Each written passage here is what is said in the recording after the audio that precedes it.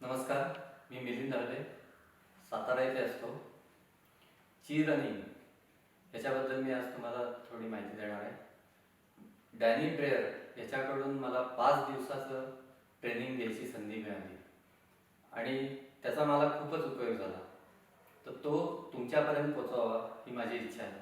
त्यासाठी आज मी हे तुम्हाला एक्सप्लेन करणार आहे. ची रनिंग म्हणजे काय.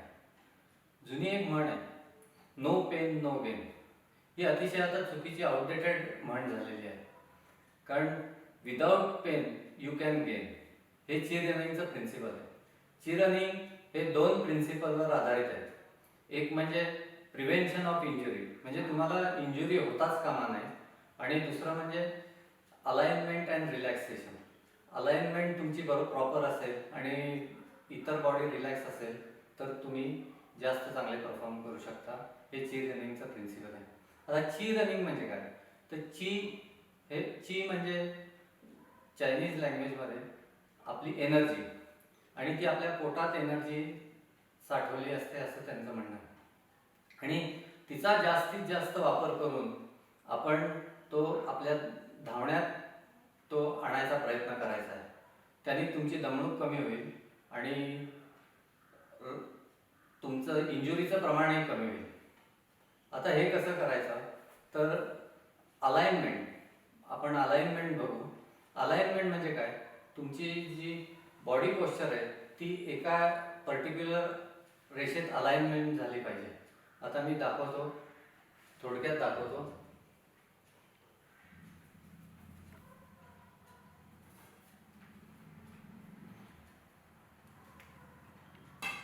हा तुमचा कॉलम आहे. समजा कॉलम म्हणजे काय, तुमच्या बॉडीच्या मध्यरेषेतून जाणारी रेषा, काल्पनिक रेषा.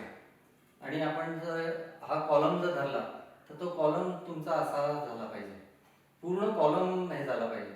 आणि ह्याच्या बाजूला आपले जे अवयव मसल्स आहेत ते एकदम रिलॅक्स पाहिजे.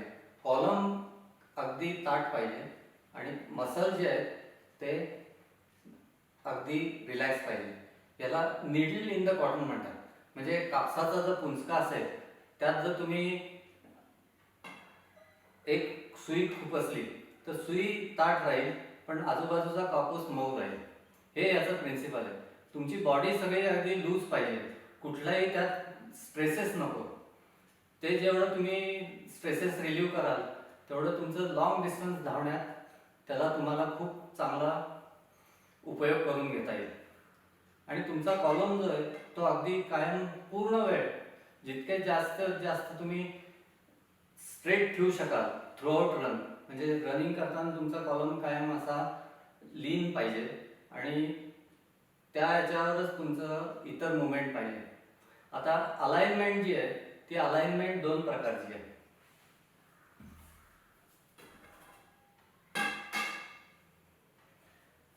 अलाइनमेंट जी एक डायरेक्शनल, म्हणजे तुम्ही समजा समोर धावत असाल तर तुमच्या सगळे अवयव हे समोरच गेले पाहिजे. म्हणजे तुमचे शोल्डर्स आता एखाद्या हेडलाईट सारखे स्ट्रेट गेले पाहिजे. तुमचे गुडघे स्ट्रेट असे गेले पाहिजे. असे जाता कामा नये किंवा असे जाता कामा नये. शोल्डरची मुवमेंट अशी होता कामा नये. तुम्ही जितकी जास्त मुवमेंट कराल तेवढी तुमची एनर्जी जास्त जाणार आहे. आणि जेव्हा तुम्ही एकाच डायरेक्शनमध्ये तुमचे सगळे अवयव हे होतात, तुमची हाताची मुवमेंट ही समोरच झाली पाहिजे, पायाची मुवमेंट सेम, तसंच अगदी तळपायाची मुवमेंट सुद्धा सेम पाहिजे. तळपाय असे पडता कामा नये किंवा आत पडता कामा नये, त्याने इंजुरीचं प्रमाण वाढतं.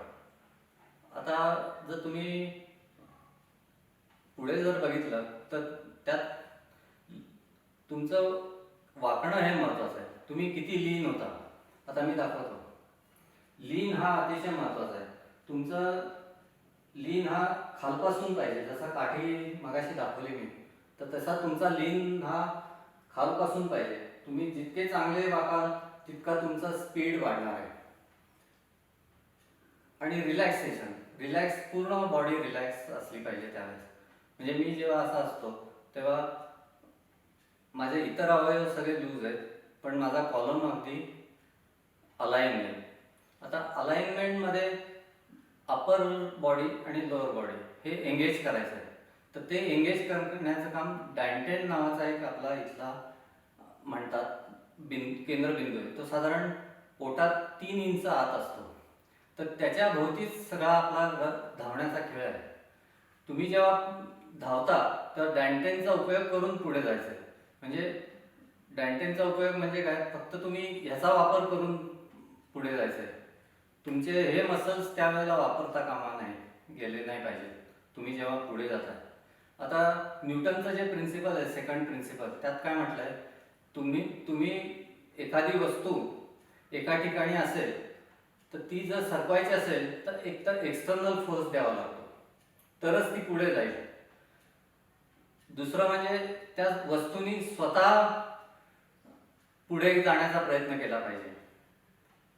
तर हे दोन्ही प्रिन्सिपल ची रनिंगमध्ये नाही वापरतायत. त्याच्या पुढचं जे प्रिन्सिपल आहे ते ग्रॅव्हिटीचा वापर करायचा आपण. तर तुम्ही जेव्हा लीन होता तेव्हा ऑटोमॅटिकली तुमचा तोल जाणार आहे आणि तुम्ही पुढे येणार आहात. तर जेव्हा तुम्ही पुश करता त्याच्याऐवजी पुश करता तेव्हा तुमचे हे मसल्स जास्त वापरले जातात. तर ते न वापरता आपण ग्रॅव्हिटीचे वापर केलेला आहे. इथे लीन होऊन तुमचा ग्रॅव्हिटीचा वापर केला आहे. आपल्याला धावताना 2 प्रकारचे फोर्सेस असतात. एक म्हणजे ग्रॅव्हिटी, ती तुम्हाला खाली खेचते, आणि दुसरा म्हणजे धावताना रोडचा येणारा फोर्स. तर ह्याला तुम्ही काउंटर करायचं आहे, त्याला रेझिस्ट नाही करायचं. जेव्हा तुम्ही पाय पुढे टाकता तेव्हा ऑटोमॅटिकली काय होतं, तुम्ही त्याला रेझिस्ट करताय. तर तुमचा पाय हा मागेच गेला पाहिजे असा, म्हणजे तुम्ही त्याला कोऑपरेट करताय. तुम्ही जर 3 चाकी जर सायकल चालवली असेल तर तेव्हा बघितलं असेल तर तुमची मुवमेंट ही अशी होते. तर धावतानाही तुमची मुवमेंट ही अशीच झाली पाहिजे. तेव्हा तुम्ही तो ऑटोमॅटिकली तो फोर्सला तुम्ही काउंटर करताय. जर तुम्ही फोर्सला एखाद्या अपोज करायचं ठरवलं, म्हणजे जे जुडो कराटेमध्ये होतं, जर तुम्ही आता समजा मी एक बॉक्स मारला तर इथे मला ह्या हाताला खूप लागणार आहे. हेच जर बॉक्स मारताना तो जर मी हात त्या बॉक्स बरोबर मागे नेला तर ऑटोमॅटिकली त्याचा फोर्स कमी होणार आहे. म्हणून जेव्हा तुम्ही बघाल कराटेमध्ये जेव्हा एखादा पंच मारतो तेव्हा तो माणूस मागे जातो, त्याचा अर्थ तो काउंटर करतो. तेच प्रिन्सिपल ची रनिंगमध्ये वापरलंय. तुम्ही कॉपरेट करायचं आहे फोर्सेसना दोन्ही. जितके तुम्ही चांगले कॉपरेट कराल तितकं तुमची एनर्जी कमी वापरली जाणार आहे. आता आपण बघूया लिफ्टिंग, म्हणजे लिफ्ट करणं आणि पुश करणं यात काय फरक आहे. रन करताना तुम्ही लिफ्ट करता कामा नाही, तुमचा पाय हा लिफ्ट होता कामा नाही, तर तो पुश करता कामा नाही. पुश कराल तर तुम्ही जर असा हात ठेवला तर इथले मसल तुम्ही फील करा, खूप मोठ्या प्रमाणावर एनर्जी तुम्हाला वापरावी लागते. तेच जर तुम्ही असं लिफ्ट केला तर कमी प्रमाणावर एनर्जी लागणार आहे तुम्हाला. पुशिंग आणि लिफ्टिंग हे 2 प्रकार आहेत. पुशिंग हे कधी वापरता येतं, जेव्हा शॉर्ट डिस्टन्स 10 सेकंदात तुमचा खेळ संपणार आहे तेव्हा तुम्ही वापरू शकता. पण जेव्हा तुम्हाला लॉंग डिस्टन्स हे करायचं आहे तर तेव्हा लिफ्टिंगच पाहिजे. तुमचा पाय हा मागे जितका जास्त लिफ्ट होतील तितकं तुम्हाला जास्त कमीत कमी एनर्जीत जास्त अंतर धावता येणार आहे. तुम्ही जसं केनियन्स जर बघितले तर त्यांचा पोश्चर जर बघितलं तर कायम त्यांचं हे अगदी इतकं मागे गेलेलं असतं. त्याच्या विरुद्ध आपण आपले जे रनर्स इतर जे बघितलं तर त्यांचा पाय पुढे गेलेला असतो जास्त. आणि दुसरं म्हणजे ग्रॅव्हिटी. जेव्हा तुम्ही ग्रॅव्हिटीला तुम्ही मॅच करायचं म्हणजे काय करायला पाहिजे, तर आता हा तुमचा जो कॉलम आहे तर तुमचा पाऊल जेव्हा तुम्ही लिफ्ट करून आणता तेव्हा ते पाऊल ह्या ग्रॅव्हिटीच्या तुमच्या सेंटर ऑफ ग्रॅव्हिटीच्या बरोबर मध्येच पडलं पाहिजे, पुढे जाता कामा नाही. म्हणजे कसं तर मी दाखवतो, हे असं पडलं पाहिजे पाऊल. हे चुकीचं आहे, हे चुकीचं. तर एवढ्या साध्या साध्या जरी चुका तुम्ही दुरुस्त केल्या तरी त्याचा खूप फरक पडतो. जेव्हा तुमचा पाय पुढे जातो तेव्हा तुमचा हिल स्ट्राईक होतो. असा ठेवणं खूप अवघड आहे. त्यामुळे हिल स्ट्राईक हा बऱ्याच वेळा होतो आणि हिल स्ट्राईक होतो तेव्हा डॉर्सिफ्लेक्सिंग म्हणतात. तर तुमचा समोरनं पाय दिसता कामा नये. तर लँडिंग होताना तुमचा पाय कायम असाच झाला पाहिजे. ही ॲक्शन पाहिजे. अशी ॲक्शन उपयोगी नाही. त्याचप्रमाणे जेव्हा तुम्ही धावता तेव्हा तुमच्या नीचा वापर जेव्हा तुम्ही करता तर नीचा वापर हा नी जसं मगाशी सांगितलं रिलॅक्सेशन, तुमचा संपूर्ण रन नी रिलॅक्स पाहिजे, सॉफ्ट पाहिजे. आता मी दाखवतो तुम्हाला. हा लॉक नी झाला. हे लॉक नी जेव्हा तुम्ही करता तेव्हा जेव्हा तुमचा पाय असा पडतो तेव्हा तुमच्या इथे प्रेशर येतं आणि इथेही प्रेशर येतं आणि बऱ्याच वेळा क्रॅम्प्स येण्याची शक्यता आहे त्याच्यामुळे. जेव्हा तुमचा लॉक नी असतो तेव्हा इथले मसल टाईट होतात. हेच जर सॉफ्ट नी, म्हणजे आता मी दाखवतो. हा सॉफ्ट नी झाला, अगदी सिंपल आहे. हा लॉक नी, हा सॉफ्ट नी. तुमचा अँगल हा कायम असा पाहिजे, नीचा असा असता कामा नये. नी कायम थोडा इन्क्लाइन पाहिजे. तर हा एवढा फरक तुम्ही जर केला तर तुमचं इंजुरीचं प्रमाण बरंच कमी होईल. आता कॉलम मगाशी जे सांगितलं, तर कॉलम हे करण्यासाठी काय करायचं? अगदी सिंपल आहे. आपला जो क्राऊन आहे तो फक्त लिफ्ट करायचा असा, म्हणजे हनवटी थोडी अशी केली तरी तुमचा कॉलम एंगेज होतो. एवढं केलं तरी तुमची अलाइनमेंट प्रॉपर झालेली आहे. आता मी तुम्हाला एक एक्झरसाइज दाखवणार आहे. त्यात असं आहे की कॉलम एंगेज करणं किती सोपं आहे. आता यांना बोलवलं आहे, आपण दाखवूया आता यांना. आता हे उभे आहेत, यांचा कॉलम एंगेज नाही, रिलॅक्स उभे आहेत. आता जर मी यांना ओढायचा प्रयत्न केला तर सहज हे ओढले जातील. पण हेच जर आता त्यांनी कॉलम हे केला, एंगेज केला, फक्त यांनी एवढंच करायचं आहे. फक्त हनवटी मागे नेली आणि क्राऊन थोडासा अर्धा इंच उचलला आहे.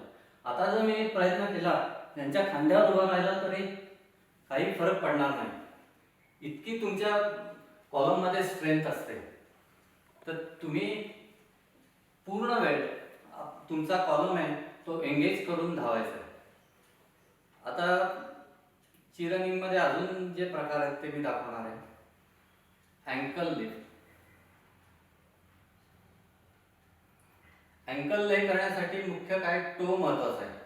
तुमचे जर टो मुवमेंट जर झाली तर ऑटोमॅटिकली अँकल लिफ्ट होतो. हे पहा, टो मुवमेंट चांगली पाहिजे. त्यासाठी तुमचे टोचे हे व्यायाम तुम्ही रेग्युलर करत जा, म्हणजे टो तुमचा रिलॅक्स राहील, फ्लेक्झिबल राहील आणि तुम्हाला रनिंग करताना त्याचा तुम्हाला खूपच फायदा होईल. रनिंग करताना ब्रिदिंगचं महत्त्व आहे.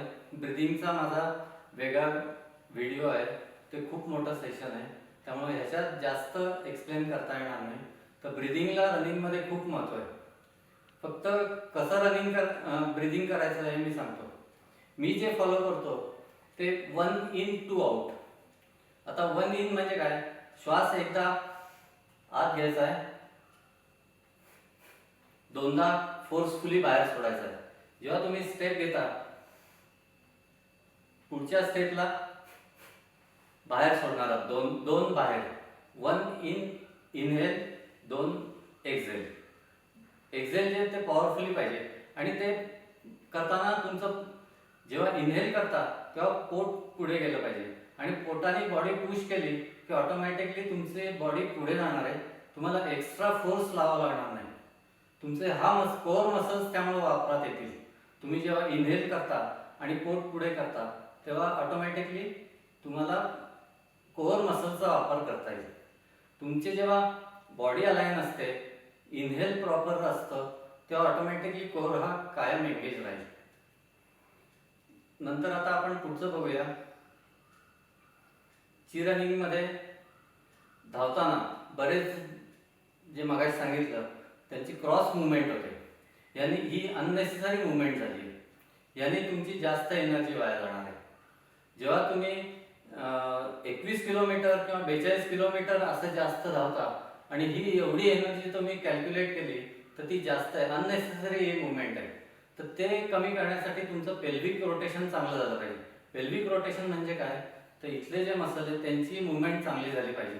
ही एवढी मुवमेंट अशी पाहिजे. आणि रन करताना जर ही मुवमेंट असेल तर तुमचा क्वाड्स मसलवरचा लोड ऑटोमॅटिकली कमी होतो. तर पेल्विक रोटेशन हे महत्त्वाचं आहे. हे पेल्विक रोटेशन असतं. त्यात मग तुम्ही असं होता कामा नये किंवा असं पायातनंही मुवमेंट झाली नाही पाहिजे. फक्त एवढी मुवमेंट इथे. मग त्याच्यासाठी एक्झरसाइज जर तुम्ही केले तर त्याचा तुम्हाला खूप फायदा होईल. रोज हा एक्झरसाइज आरशासमोर उभं राहून करा. पेल्विक रोटेशन जितकं तुमचं चांगलं होईल तितकं रनिंग जास्त चांगलं होईल. आता ची रनिंगमध्ये अजून जर इम्प्रूव्हमेंट जर तुम्हाला पाहिजे असेल तर स्ट्राइड लेंथ ही जेवढी चांगली असेल तेवढं चांगलं. मग स्ट्राइड लेंथसाठी केडन्स महत्त्वाचं आहे. केडन्स म्हणजे काय, number of steps per minute. साधारण 170 ते 180 या दरम्यान जर तुमचा जर कॅडन्स ऑप्टिमल असेल तर खूप फायदा होतो. 170च्या जर खाली असेल तर तुम्ही ग्राउंड लेवलवर जास्त वेळ राहताय, म्हणजे तुमचा पाय जास्त वेळ ग्राउंड टच राहतोय. जितका कमीत कमी वेळ तुमचा ग्राउंडवर राहील तितकं तुमचं बॉडी वेट तुमच्या लोअर मसलवर राहणार नाही. आणि आपले जसं जसं वरपासून खाली येत जातो तसे मसल वीक होत जातात. तर त्यासाठी कमीत कमी वेळ तुमचं म्हणजे लिफ्टिंग हे पटपट पाहिजे असतं. त्यासाठी हा एक्झरसाइज आहे, अगदी सिंपल एक्झरसाइज आहे. तुम्ही आरशासमोर उभा राहून करा. फक्त एवढं करा, बसायचं. लँडिंग बरोबर होतंय की नाही, पाय गुडघा पुढे जात नाही ना, हे असं होता कामा नाही. तर ही मुवमेंट जेव्हा होते अशी मुवमेंट, तर त्यामुळे तुम्हाला ऑटोमॅटिकली कमीत कमी एनर्जी वापरली जाणार आहे तुमची. या एनर्जीने मगाशी सांगितलंच आहे की जास्त एनर्जी वापरली लागेल याला. आणि तुम्ही 42-21 किलोमीटरमध्ये जेवढं डिस्टन्स कव्हर करणार आहात तेवढं लिफ्टिंग आणि ह्यानी 42 किलोमीटर सहज करू शकाल तेवढ्याच एनर्जी. नंतर आता नेहमी व्यायामाचे जे प्रकार आहेत त्याकडे जाऊ. ची रनिंगच्या प्रिन्सिपलमध्ये कमीत कमी एक्झरसाइज तुम्ही करायचे. आपण ची रनिंग मधले एक्झरसाइज बघूया. ची रनिंग मध्ये कमीत कमी प्री रन स्ट्रेचिंग हे कमीत कमी केलं पाहिजे, कारण तुमची बॉडी रिलॅक्स पाहिजे. मग रिलॅक्सेशनसाठी असलेले जे एक्झरसाइज आहेत ते मी थोडक्यात तुम्हाला दाखवतो. आता रनिंगमध्ये तुम्ही खालचे मसल जास्त वापरता, त्यामुळे सुरुवात करताना आपण अँकलपासून करायचे. अँकलमध्ये काय, अँकल रिलॅक्सेशन. त्यासाठी आपण नीचा वापर करतो, गुडघ्याचा वापर करणार आहे. गुडघा हा सर्कलमध्ये फिरवायचा आहे असा. एकदा क्लॉकवाईज फिरवायचा, anti clockwise, clockwise, anti clockwise, clockwise, anti clockwise. मग दुसरा हे करायचा, clockwise, anti clock, clockwise, anti clockwise. असे 10 सेट तुम्ही करा. नंतर बॉडी शक्यतो स्ट्रेट ठेवायचा प्रयत्न करायचा आणि मग थोडं बेंड व्हायचं आहे आणि फक्त नी हे फिरवायचं. कमीत कमी इतर मुवमेंट झाली पाहिजे तुमची. एकदा क्लॉकवाईज, एकदा anti clockwise, clockwise, anti clockwise, clockwise, anti clockwise. असं जर केलं तर तुमचे नी बऱ्यापैकी रिलॅक्स होतील. त्यानंतर पुढची मुवमेंट आहे ती कमरेची. त्यासाठी कमरेची मुवमेंट करताना सुद्धा सेम कमीत कमी तुमचे इतर अवयव कमरे व्यतिरिक्त रोटेट झाले पाहिजे. Clockwise, anti clockwise, clockwise, anti clockwise. असे 10-10चे सेट करा. त्यानंतर वरचे मसल. आता वरचे मसल पूर्ण रिलॅक्स झाले पाहिजे यासाठी सिंपल एक्झरसाइज आहे. अतिशय तुमचा हात असा जोरात लागला पाहिजे आणि पूर्ण तुम्ही, त्यामुळे तुमची पूर्ण बॉडी ही एकदम रिलॅक्स झालेली आहे आता आणि तुम्ही रनिंगला जाऊ शकता. थोडे मानेचे एक्झरसाइज तुम्ही करू शकता, म्हणजे नेक रोटेशन, हँड रोटेशन हे तुम्ही ॲड करू शकता लागेल तर. आणि त्यानंतर शक्यतो रनिंग झाल्यानंतर स्ट्रेचिंग करू नये, कारण तुमची बॉडी ऑलरेडी वॉर्म झालेली असते. वॉर्म झालेल्या बॉडीला स्ट्रेच करण्यात काहीच अर्थ नसतो. त्यामुळे तुम्ही स्ट्रेचिंग हे अवॉइड करा. संध्याकाळी, सकाळी जर रन झाला असेल तर संध्याकाळी वगैरे थोडंसं स्ट्रेच करा. त्यांनी स्ट्रेचिंग तुमचा जो स्ट्रेस असेल तो निघून जाऊ शकेल. आपण आता बरंचदा बघितलंय.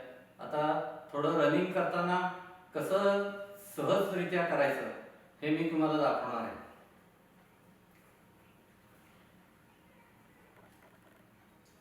रनिंग करताना मगाशी सांगितलं तसं लिफ्टिंग महत्वाचं आहे.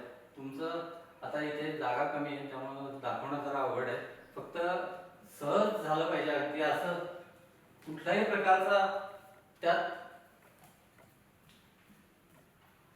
स्ट्रेस नाही पाहिजे. कुठल्या एकदम पूर्ण रिलॅक्स, अगदी पूर्ण रिलॅक्स. थोडक्यात हेच तुम्ही स्पीड वाढवण्यासाठी फक्त तुम्ही लीन व्हायचं आहे. लीन झाला की ऑटोमॅटिकली तुमचा स्पीड हा वाढणार आहे.